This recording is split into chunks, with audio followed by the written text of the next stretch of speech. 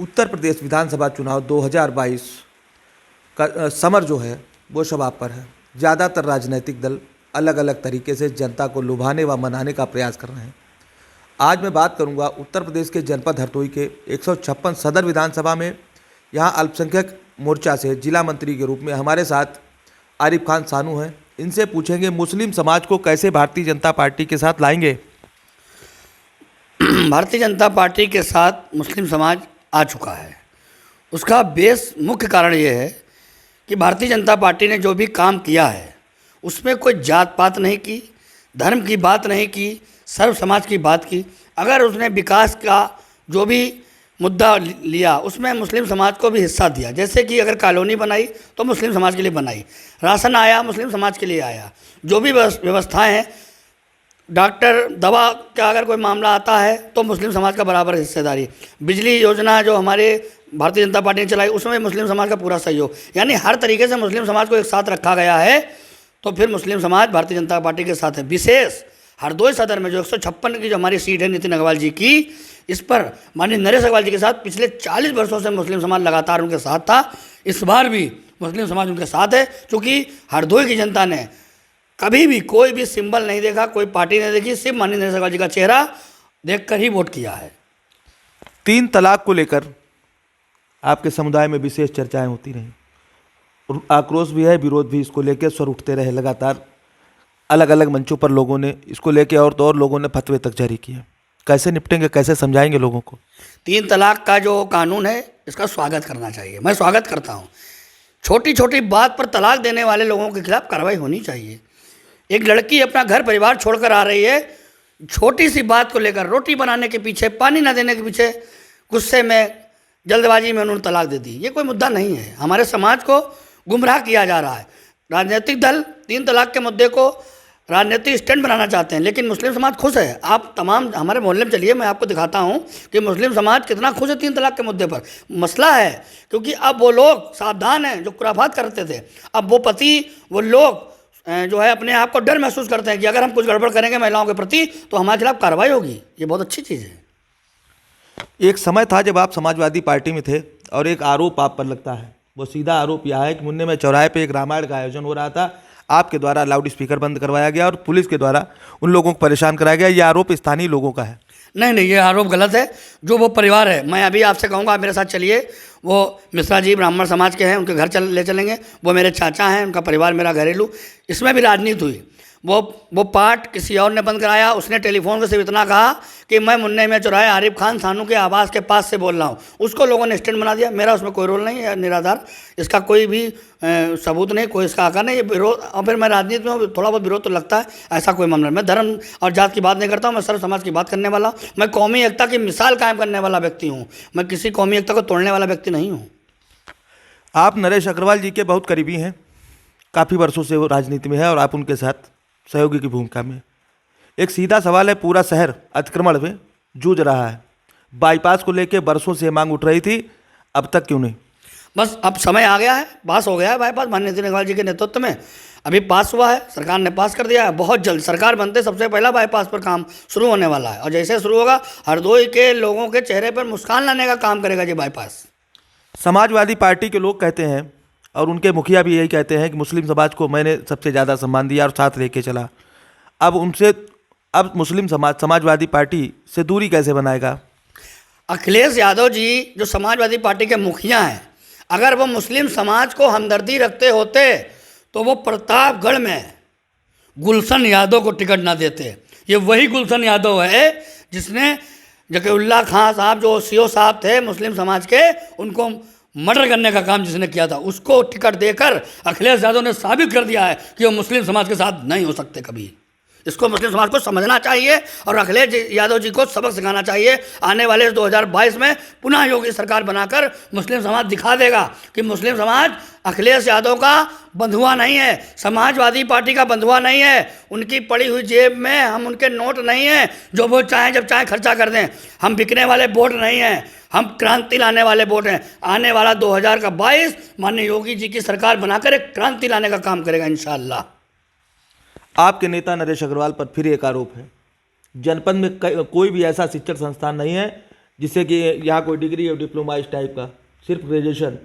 लोगों का ये आरोप है कि नरेश अग्रवाल अगर चाहते तो जो प्रतिष्ठान उन्होंने जनपद के बाहर जाके बनाए, अगर जनपद में बनाते तो पता नहीं कितने छात्रों का भला हो जाता।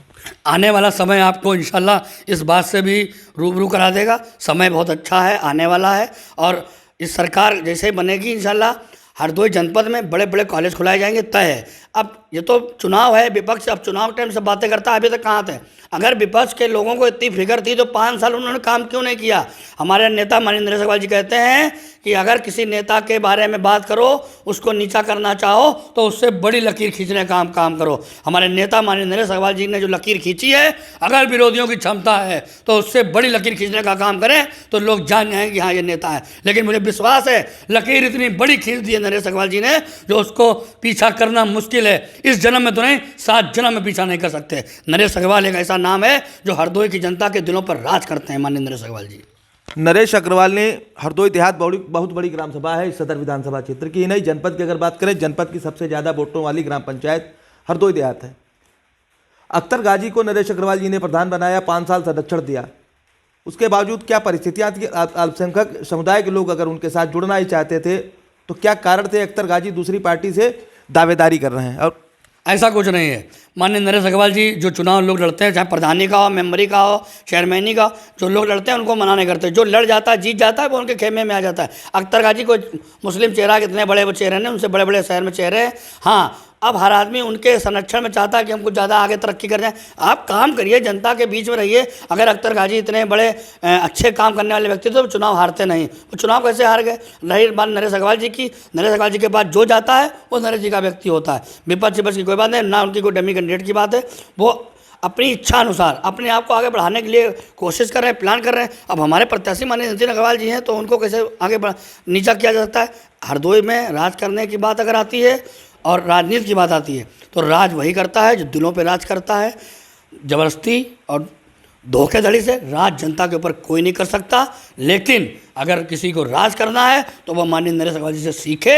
हरदोई की जनता के दिलों पे कैसे राज किया जाता है ये सिर्फ माननीय नरेश अग्रवाल जी जानते हैं, कोई और नहीं जानता। मुझे पूरी इस बात का विश्वास है। एक सीधा सवाल है आपके नेता से, जनपद रोजगार के मामले में लोग पलायन करके दिल्ली बम्बई नौकरी करने जाते हैं, यहाँ कोई ऐसा साधन दिया हो तो वह बताए। अभी फैक्ट्रियां लग रही संडीले में है, हमारे इंडस्ट्रियल एरिया है। सदर विधानसभा का, सदर का भी है। सदर में इंशाल्लाह बस विधायक जी हमारे विधायक बने और इंशाल्लाह सरकार बनेगी, बड़ी बड़ी कंपनियां यहाँ लाई जाएंगी। अब हरदोई विकसित हुआ है, अभी तक हरदोई बहुत पिछड़ा था, लेकिन नरेश जी ने 40 साल से जो हरदोई के लिए कर दिया वो कोई नेता कर नहीं सकता। हरदोई का नाम आज हिंदुस्तान के शिखर पर है। इनका सीधा साधा सबूत जो है वो माननीय नरेश अग्रवाल जी, उनके ही कर्मों द्वारा आज हरदोई का नाम देश और प्रदेश में जाना जा रहा है। अब आने वाला समय धीरे धीरे सब डेवलपमेंट होता रहेगा। पहले बच्चा छोटा होता है, फिर थोड़ा बड़ा होता है, फिर जवान होता है, फिर शादी के लायक होता है। धीरे धीरे यही सिस्टम रोजगार का भी है। अब समय आया है, अब लगा है कि हाँ रोजगार की ज़रूरत है। इंशाल्लाह फैक्ट्रियाँ और जो भी व्यवस्थाएँ हैं माननीय नरेश अग्रवाल जी के नेतृत्व में सब कुछ होंगे इंशाल्लाह। नरेश अग्रवाल जी इस समय चूँकि उनके बेटे भारतीय जनता पार्टी के मंच पर कभी कभी अल्पसंख्यक समाज के लिए भी कुछ ऐसा बोल देते जो कि कड़वा है। मैं उन शब्दों को आपसे तो नहीं पूछ सकता, लेकिन उस पर सवाल जरूर है, क्या अल्पसंख्यक समाज उसको सुनने के बाद भी उनके साथ जाएगा? अल्पसंख्यक समाज पूरी तरीके से दिमाग खोलकर माननीय नरेश अग्रवाल जी के साथ रहता है। राजनीति है, कभी कभी स्टेटमेंट हमसे कभी कभी गलती हो जाती है, वो तो इतने बड़े नेता हैं, ऐसा कोई नहीं। मुस्लिम समाज को किसी के स्टेटमेंट से कोई गुमराह नहीं कर सकता, ये तो सब अफवाह है। हमारे माननीय नरेश अग्रवाल जी मुस्लिम समाज को जैसे पहले प्यार करते थे, आज भी प्यार करते हैं। मुझे उम्मीद है हमेशा करते भी रहेंगे। ये कोई ऐसी बात नहीं, ये कोई मुद्दे वाली बात नहीं। विपक्ष है, मुद्दा बनाते रहते हैं। आप शायद नरेश जी के साथ कभी किसी मीटिंगों में नहीं गए, आपसे निवेदन है कि आप आपके लिए मुस्लिम समाज की जो मीटिंग है उसमें जाइए, आप प्रेम देखिए। अगर कुछ उनके दिल में होगा तो प्रेम नहीं करेंगे। अभी हमारे डिवाइन गेस्ट हाउस में मीटिंग हुई मुस्लिम समाज की, इतिहास कायम हो गया भाई साहब। उस मीटिंग के माध्यम से तय हो चुका है कि मुस्लिम समाज पुरजोर तरीके से सिर्फ अगर वोट करेगा तो सिर्फ कमल को वोट करेगा, वरना किसी को वोट ही नहीं करेगा। भारतीय जनता पार्टी हिंदू राष्ट्र की बात करती है, राष्ट्रवाद की बात करती है, अल्पसंख्यक समाज कैसे स्वीकार करेगा? राष्ट्रवाद की बात करना चाहिए, हम भी तो राष्ट्रवादी, मैं खुद राष्ट्रवाद की बात करता हूँ। पहले देश उसके बाद में हमारा हम भेष, हम पहले हिंदुस्तानी हैं उसके बाद में मुसलमान हैं। हमारे लिए देश पहले होना चाहिए। राष्ट्रवाद की बात करना कोई गलत, ये तो गर्व की बात है राष्ट्रवाद की बात करना, और मुझे स्वीकार है और मैं सम्मान करता हूँ और इसका स्वागत करता हूँ। राष्ट्रवाद की बात करना बहुत जरूरी है। हिंदुस्तान की बात करने वाला ही तो हिंदुस्तानी होगा, इससे क्या मतलब है? स्थानीय स्तर पर अल्पसंख्यक समाज जो है क्या अलग अलग पार्टियों में बटा दिख रहा है? कहीं से कोई बटा नहीं दिख रहा है, सब एक साथ हैं, एक मुश्त हैं। थोड़ा बहुत विरोध जो सदैव पिछले समय से जो लोग राजनीति में अपने आप को हाईलाइट करना चाहते हैं, क्योंकि माननीय नरेश अग्रवाल जी का एक ऐसा नाम है जो उनके सामने खड़े होकर लोग अपने आप को हाईलाइट बनाना चाहते हैं, नेता बनना चाहते हैं, वही 2-4-6 लोग हैं, बाकी कोई विरोध में नहीं है। सब लोग एक साथ हैं, एक प्लेटफॉर्म पर हैं, और आने वाली 23 तारीख ये साबित कर देगी कि माननीय नरेश अग्रवाल जी के साथ जैसे पहले लोग थे 40 वर्षों से, आज भी हैं और आगे भी इंशाल्लाह रहेंगे। भारतीय जनता पार्टी से आमना सामना हमेशा रहा है नरेश अग्रवाल का, और पहली बार वो भारतीय जनता पार्टी के टिकट पर बेटे को चुनाव लड़ा रहे हैं। भारतीय जनता पार्टी में जिन लोगों का इनका आमने सामने का विरोध रहा, उनको कैसे थामेंगे और कैसे मनाने का काम करेंगे? माननीय नरेश अग्रवाल जी भारतीय जनता पार्टी से टिकट तो पहली बार जरूर लिया, लेकिन साथ भारतीय जनता पार्टी का पहले भी कर चुके हैं। मुझे याद है ऊर्जा मंत्री थे, पूरे हरदोई जनपद के मुसलमानों ने बिजली फ्री जलाई है। हम वो बात कैसे भूल सकते हैं? क्या तब गठबंधन कहीं था? तब भी गठबंधन था। पढ़े लिखे लोग ये भी तब भी जानते थे कि भारतीय जनता पार्टी से गठबंधन है। आज प्रत्याशी हैं, आज प्रत्याशी के रूप में जिस दिन हम नितिन अग्रवाल को कमल के निशान पर जिता के भेजेंगे तो उत्तर प्रदेश में एक नया इतिहास रचेगा और आने वाली सरकार में मुस्लिम समाज का भरपूर दखल होगा इंशाअल्लाह। समाजवादी पार्टी से जो प्रत्याशी हैं वो पहले भी विधायक रहे हैं, बावन हरियाणा से और बालामऊ से। अब सदर विधानसभा में आमना सामना उनका भारतीय जनता पार्टी के प्रत्याशी नितिन अग्रवाल से है। कैसे देखेंगे? पासी समाज का काफ़ी वोट है यहाँ पे। हम तो उनको जानते नहीं कि वो कौन है। मैं सिर्फ इतना नाम मैंने सुना है, कोई अनिल वर्मा जी हैं, इसके अलावा मैं उनके बारे में कुछ नहीं जानता। राजनीतिक उनका कुछ जो हिसाब किताब है वो मेरे बचपन में कभी रहा होगा, हमने अपनी जवानी में तो ये नाम कभी सुना नहीं। हाँ, बस ये जानता था कोई अनिल वर्मा जी हैं। बालामऊ और 52 इधर कहीं क्षेत्र में कभी रहे होंगे, हरदोई सदर में कोई नेता वो जो जनता के बीच में रहे। 15 से 20 साल लापता, ये कोई नेता नहीं। नेता लापता नहीं होता है, नेता वो होता है जो जनता के बीच में रहे। वो हैं सिर्फ नेता माननीय नरेश अग्रवाल जी, उनके बेटे। लखनऊ से चलकर हरदोई तक लगातार महीने में 6-6 बार जनता के लिए, जनता के बीच में शादी बारातें मौज जिंदगी जो भी कोई प्रोग्राम है, नितिन अग्रवाल जी खड़े हैं, कोई प्रोग्राम है माननीय नरेश अग्रवाल जी खड़े हैं, उमेश अग्रवाल जी खड़े हैं, मुकेश, पूरा परिवार ये नेता हैं। और ये 20 साल बाद आए हैं नाम लेके, जो हमें ही नहीं मालूम तो जनता क्या जानेगी। समाजवादी पार्टी का बेस वोट कहा जाता है मुस्लिम, कैसे? बेस वोट हुआ करता था, लेकिन जब मुस्लिम समाज जागा कि हमारे कंधे पर रखकर 20% के लोगों के साथ 7-8% के लोगों का जलवा है, तो क्या हम बेवकूफ़ हैं क्या? अब हमारी कौम जागरूक हो चुकी, पढ़ लिख रही, वो मुख्य धारा से जुड़ने का काम कर रही है। हम लोगों को कमल के खिलाफ सदैव भड़काया गया और गुमराह किया गया, जबकि ऐसा नहीं है। मैं भारतीय जनता पार्टी में हूँ, मुझे पदाधिकारी बनाया गया, मुझे खुद मैं सोचता था शायद कोई ऐसी वैसी बात हो, लेकिन नहीं। जब से मैं पार्टी में आया हूँ, जो सम्मान मुझे मिला है वो शायद मुझे समाजवादी पार्टी ने भी मुझे वो सम्मान नहीं दिया। आजकल भाजपा में एक चर्चा 80 और 20 की चल रही है, इसका क्या मतलब? 80-20 का तो खुला खेल है। मैं बताना चाहता हूँ आपके चैनल के माध्यम से, 20% वो लोग जो दागी, खुराफाती, मक्कारी, लूट घसोट करने वाले, लोगों को धोखा देने वाले, और 80% वो लोग जो देश के साथ खड़े हैं, जनता के साथ खड़े हैं, सर्व समाज के लिए काम करते हैं। हमारे साथ थे आरिफ खान सानू, जो कि नरेश अग्रवाल के समर्थक हैं और भारतीय जनता पार्टी अल्पसंख्यक मोर्चा के पदाधिकारी। बड़ा बेबाकी से इन्होंने अल्पसंख्यक समाज की तरफ से जो भी बातें थी खुल के रखी हैं और अपने प्रत्याशी की बात भी कही है और दावा भी है इनका। ये बताइए कितने हजार वोटों से जीत का दावा है? हम लोगों का जो समीकरण भाई साहब चल रहा है वो इंशाअल्लाह लगभग 50,000 से ऊपर ही जीत हमारे प्रत्याशी की इंशाअल्लाह होगी। और अगर अल्लाह ने चाहा तो इस जीत का परसेंटेज हम लोग और बढ़ाएंगे। कोशिश में लगातार लगे हैं, रातों दिन हम लोग मेहनत कर रहे हैं, सेवा कर रहे हैं, जनता के बीच में जा रहे हैं। 50,000 से ऊपर की तो जीत आप मानिए इंशाल्लाह। आपके चैनल के माध्यम से बता देना चाहता हूं और हरदोई की जनता से अपील करता हूं आपके चैनल के माध्यम से, इस जीत को बढ़ाइए। और हरदोई की जनता जो आपके काम बाकी रह गए हैं, कुछ भी थोड़े बहुत, वो सब इंशाल्लाह पूरे होंगे।